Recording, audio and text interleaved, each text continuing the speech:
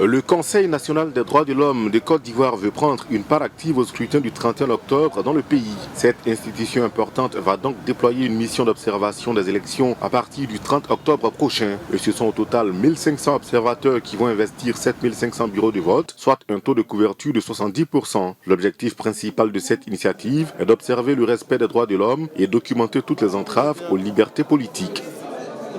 Nous assurer qu'il n'y a pas de cas d'empêchement de vote, qu'il n'y a pas d'entrave à l'exercice du droit politique de nos concitoyens ce jour-là.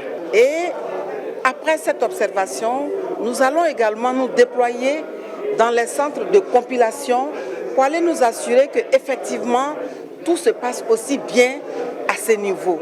Et tout cela a pour objectif d'assurer nos populations, nos concitoyens sur la sincérité du scrutin. Les responsables du Conseil national des droits de l'homme de Côte d'Ivoire sont conscients de l'immensité de la tâche qui les attend sur le terrain, d'où la mise en place de certaines stratégies pour réussir la mission. Il y aura une coordination ici, un secrétariat permanent qui sera là et qui sera en contact avec tous les observateurs déployés sur le terrain à l'effet de faire remonter les informations.